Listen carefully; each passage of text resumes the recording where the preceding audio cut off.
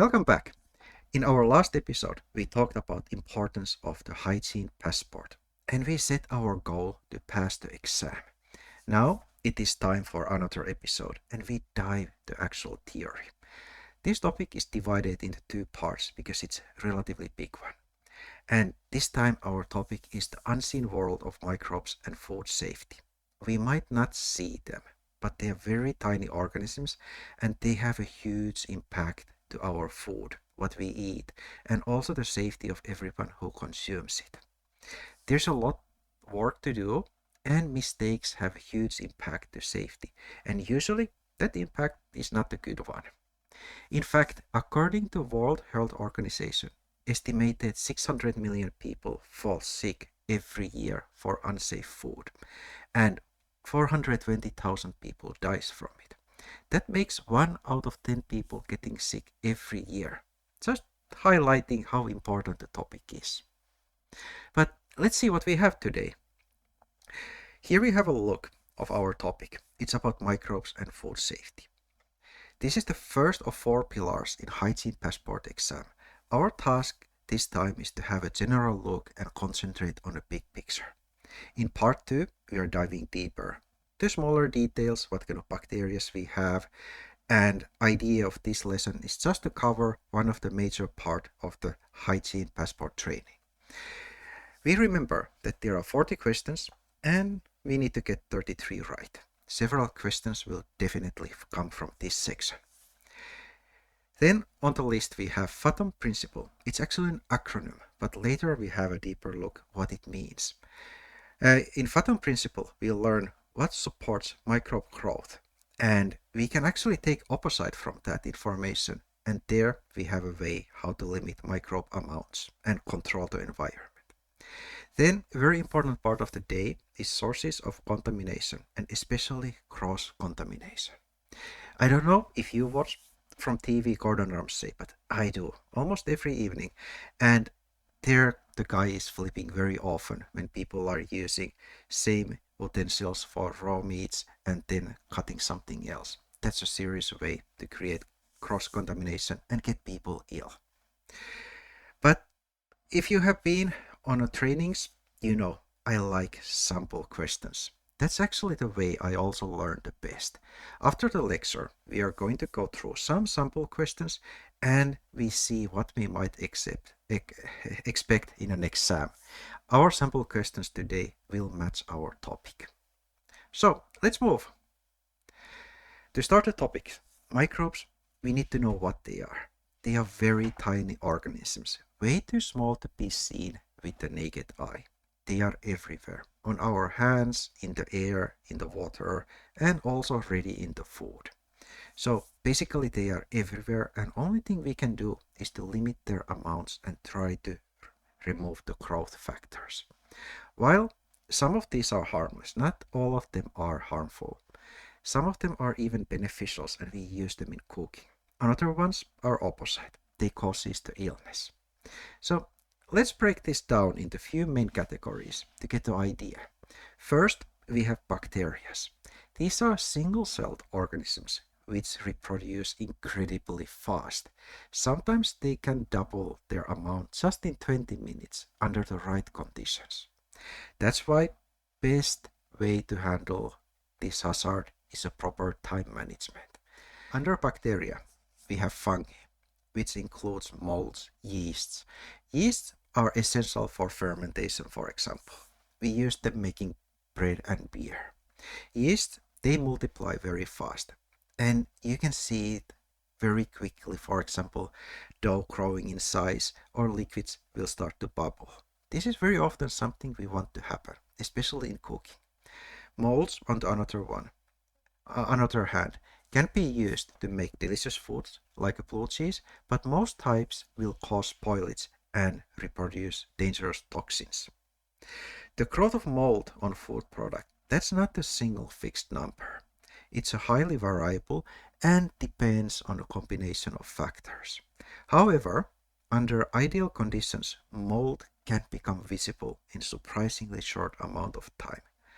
Molds, they are virtually everywhere in the air. When a food product is exposed to air, spores will land on its surface.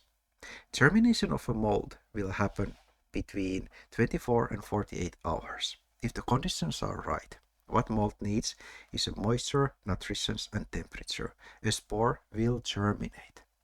That means it will begin to grow microscopic filament called hyphia. Hyphal network formation, that one will last 3 to 12 days, and it will form a network called mycelium. This is the root system of the mold. During this time, the mold will grow in the food even though we can't see it on the surface. Practically, the food is full of mold. Visible growth usually happens between 18 and 21 days, or way faster if the conditions are good and the amount of the spores is great. A visible patch of mold, the fuzzy, discolored growth you can see, is a result of the mycelium becoming dense enough and producing reproductive structures that contains more spores. In optimal conditions, visible mold can appear much faster, sometimes in a little as 24 to 48 hours. This is the reason why spoiled food can look, taste, smell fine even when it puts our health in danger. And then last on this page, we have protozoa and viruses. These are interesting ones. Viruses, one good example is a norovirus. They don't multiply in food, but they can hitch a ride on contaminated people to food or water, and that one makes people incredibly sick. Then protozoa. What is protozoa? It's a very interesting creature. They are diverse, informal group of single-celled organisms. Historically, they were classified as one-celled animals because they often exhibit animal behaviors, such as being mobile and feeding on other organisms. So very small creatures. And that's what makes them different from bacteria. So now we got a good dose of microbes, and let's see how to control them. The factors affecting microbial growth. This is our FATOM acronym. Let's go through every step and figure out how to limit the microbe growth. F stands for food. We should always control the nutrition.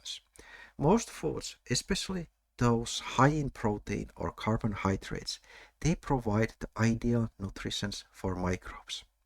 We have to recognize which foods are the most suitable to microbial growth. These foods are often referred as potentially hazardous foods, PHF, or time temperature control for safety, TCS foods. Here's an example. A bowl of fresh cut fruit, they will spoil faster than bag of potato chips because the water is around it.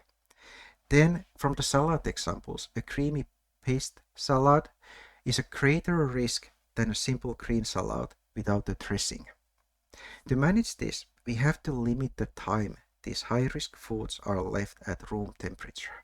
Later we will come back to idea danger zone. It's about temperatures. But let's stay on the list. Then we have A for acidity. Microbes thrive in a neutral pH environment, which is around 7 degrees. Using acid ingredients can create a hostile environment for them. So basically, if we add acid, we will make the environment not suitable for microbes. We can incorporate, for example, acidic ingredients like vinegar, lemon juice, or tomatoes in our recipes and naturally preserve them and slow microbial growth. One example would be, for example, making salsa or pickled vegetables. Their high acidity from vinegar or lime juice will help to preserve the food. Or when we handle meat, when making marinade for the meat, we add vinegar or citrus juice not only to tenderize the meat, but also to help to inhibit bacterial growth. This is why marinades for raw meat are acidic. Then on the list T stands for time. Longer the food stays in a temperature danger zone, which is 6 to 60 degrees of Celsius, the more time microbes have time to multiply to dangerous levels. To avoid this, This one is an important. Remember, there's a 2-hour rule. And the rule is 1 hour if the ambient temperature is above 32 degrees of Celsius. But let's stay in the 2-hour rule. This means that the food should not be left in the danger zone more than 2 hours. For example, when we cook large roast, we promptly cool and refrigerate leftovers within 2 hours. We have 2 hours time to work. Or if we have been in a grocery shopping, we put refrigerated and frozen items away as soon as we get them. We don't leave them on a counter. Then second T is for temperature. Keep the food hot or cold. This is most likely the most critical factor, but we will come back to this a bit later. Cooking food on a correct internal temperature kills microbes, while refrigeration slows their growth. We have to use thermometer to ensure that food reaches the minimum internal temperature during the cooking. For example, ground beef should be cooked to 72 degrees and chicken to 74 degrees of Celsius. Similarly, we have to keep cold food cold by storing it in a fridge below 6 degrees, better around 4.5. For example, if we cooked a large pot of soup, instead of putting massive hot pot directly in the fridge, we divide it into smaller containers where it will cool faster. What happens if we put something big and hot in a fridge? It will actually heat the fridge and put another ingredients in danger. Then on the list we have O for oxygen. We will manage the air while the most bacteria needs air to grow. These bacteria are called aerobes, but some dangerous ones like Clostridium botulinum, they can thrive in oxygen-free environments. These are called anaerobes. We have to be aware of risk associated with certain preservation methods related to oxygen. For example, we have canned goods or vacuum-packed products which are processed to remove the oxygen. However, if these items are prepared improperly, it can create a perfect oxygen-free environment for harmful bacteria to grow. To avoid a problem with this, we have to look if our packaging is puffed. And then finally the last one, M for moisture. Microbes needs water to survive and multiply. That's why dehydrating food is a very effective way to make it last. We reduce the water content of food to a level that microbes cannot tolerate. For example, we can try fruits like apples or making beef jerky where we remove the moisture and we make it safe to store at the room temperature for quite a long time. But then, for example, if we melt frozen foods, we need to make sure that we use a proper container which allows water and blood to flow away, that the food wouldn't be swimming in it, because then we have more water around it. There's more quantity for bacteria to multiply.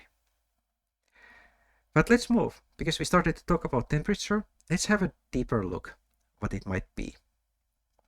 This is danger zone. It is the range of temperatures between 6 and 60 degrees. And in this area, bacteria multiplies rapidly. We have to keep food safe. We have to keep it either hotter than 60 degrees or colder than 6 degrees. In a danger zone, microbes double their numbers in as little times as 20 minutes, so they grow really fast. Basically, food can look, smell and taste fine, but still containing high levels of dangerous bacteria. This is why you should never leave perishable foods like meat, dairy, eggs, cooked rice or leftovers in this temperature range for extended periods. How we can stay out of the danger zones? We have 3 different things we can do. First of all, we have a cold chain to prevent bacteria from multiplying. We must keep cold food cold. The acceptable temperature for cold food is 6 degrees or below. Example, when ingredients are delivered, we get them in the refrigerator as soon as possible. In a professional setting, this would mean that we also check the temperature of incoming deliveries and we will reject all the items which are above 6 degrees. The refrigerator should also be set to temperature of 6 degrees or below. I would prefer just a bit below. Then there's a second way, the hot hold. Once we have cooked the food, it must be kept at the safe temperature to prevent any reintroduced bacteria from multiplying. The safe temperature for hot food is above 60 degrees.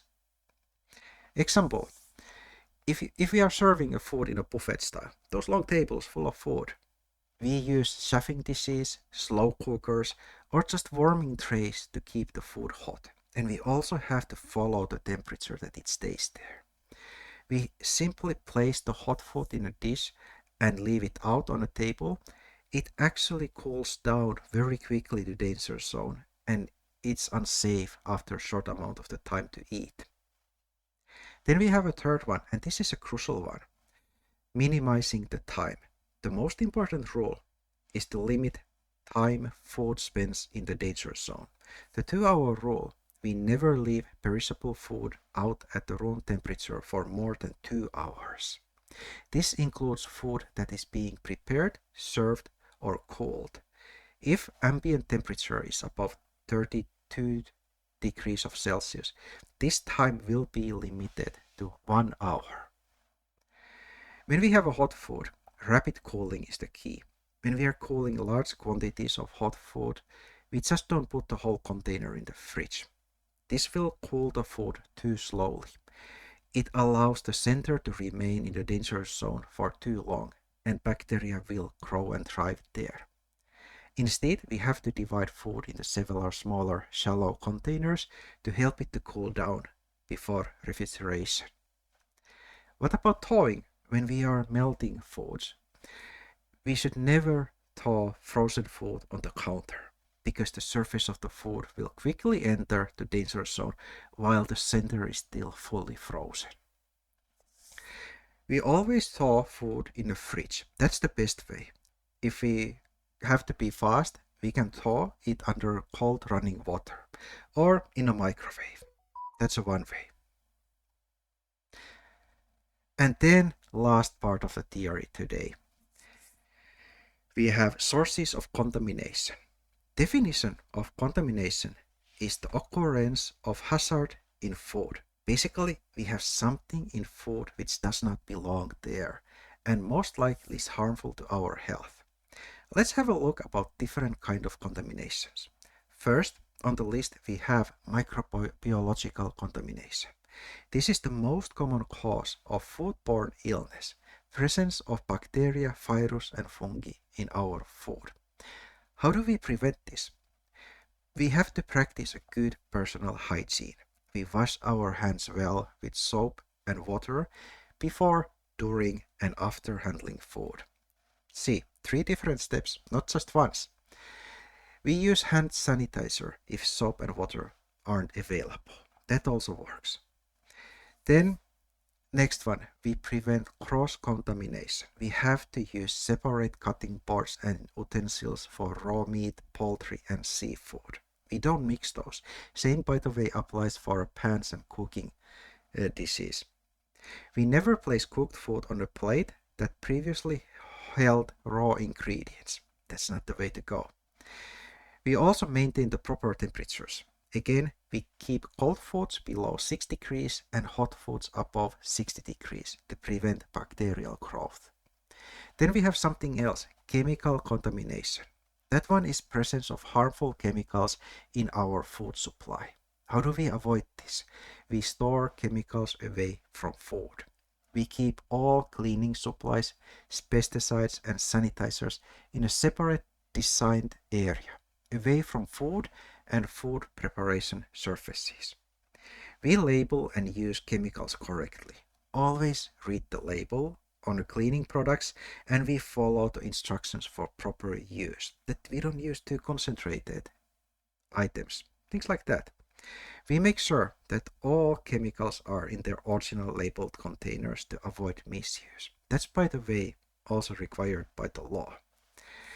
Then we also wash produce. We rinse fruits and vegetables under running water to remove dirt, pesticides, and other chemical residues. Then there's also controlling physical contamination. This one involves preventing foreign objects from getting into food. Very important. We have to maintain a clean work environment. We regularly clean and inspect food preparation areas to ensure that they are clean. We use proper attire, we wear hairnet, gloves, and always clean clothes when handling food. Then we are also careful with the equipment. We check for any broken glass, metal shards, or other materials that could fall into food. And that one was our theory this time. Next we have a look what we can expect in an exam. That will be interesting. And you can see that we skipped a couple of numbers and details in this theory part, but that's why we have a cheat sheet. Read that one, and then all of this will tie together. But let's see. I'll track a questions here in front of me, and let's start to go through what we might have here coming for us. Our first one. Food poisoning is always caused by bacteria that has been accidentally let into food. This statement would be incorrect. Let's see why. Food poisoning can also be caused by storing food for too long in hazardous temperatures, too slow cooling, or ineffective heating, which allows bacteria to reproduce and multiply. Remember the danger zone from 6 to 60 degrees. Let's have a next one. If food does not have if food does not have this is hard. If food does not taste spoiled, it cannot cause food poisoning. Again, this one is incorrect. And why? Many food poisoning bacteria can reproduce in a food without causing noticeable changes in taste or appearance. Good to remember. Then we have all microbes are harmful to humans. What we learned today, this would be incorrect. And why? Many food products naturally contain beneficial microbes, and some are essential for food manufacturing process, such as making beer or fermented vegetables. Then we have molds cannot create mold toxins. Obviously incorrect. Some molds, they really can produce toxins, such as mycotoxins and alpha toxins, which is why moldy products should not be consumed, excluding of course mold cheese and where it's meant to be. Then some viruses can last and stay reproductive in water. This is correct. Basically viruses cannot reproduce in water, but they can remain viable, they can live in it, and then when the environment is suitable, they can reproduce again. Then we have a statement, in dry foods such as spices and bread, there are no microbes. But we learned today, we remember microbes are everywhere. So this one is incorrect. And here's the explanation. Dry products may not allow microbes to reproduce due to lack of water, but they still can contain spores of bacteria, molds, and yeast, which means that when the environment is suitable again, then they will start to grow. Then we have vinegar lowers the pH value of product and in this way makes the product last better. And this statement is correct. That's why we increase the acidity of a product. It will make the shelf life way longer. Vacuum-packed foodstuff might contain microbes that cause food poisoning. Even when we remove the air from the vacuum packing, it still might contain dangerous microbes. And this statement is correct. The explanation is here. Vacuum packaging does not prevent all bacteria from multiplying. Anaerobic bacteria, they multiply without oxygen. And that's why we look puffed up packages if they are vacuum packed. That's a sign that, hey, this is not okay. Here's the next statement. The amount of water a product contains does not significantly affect its lastingness. This is incorrect, definitely incorrect. An explanation is here. Harmful microbes require water to reproduce, so dry products generally last longer. We have a couple of more to go. The most dangerous temperature range for food poisoning is between 6 to 60 degrees of Celsius, since bacteria multiply quickly in that range. Definitely correct. And here's the explanation. Microbes reproduce rapidly in this temperature range, which is often referred as the danger zone. Then here's one more. If food is cooled too slowly, it can lead to food poisoning. Definitely correct. Slow cooling allows microbes to reproduce to hazardous quantities, while the food is in the danger zone. It's a suitable environment for microbes, not a good place to be. Then here is a one. Food served in a lunch buffet must remain at plus 60 degrees of Celsius for the entire duration of the serving. Definitely correct. Cooked food not served immediately must be kept at the minimum of 60 degrees of Celsius during the serving to prevent microbial reproduction, is the definition. And by the way, you also have to check occasionally that the temperature will stay above 60 degrees. And here's one more. Kitchens in hospitals.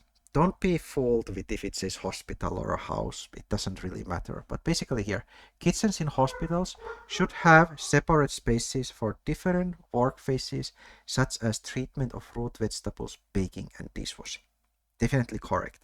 We have to separate work areas for different phases of food preparation. That's how we maintain hygiene and reduce risk of cross-contamination. And here's about the hygiene. Rings can be used when handling unpacked food products.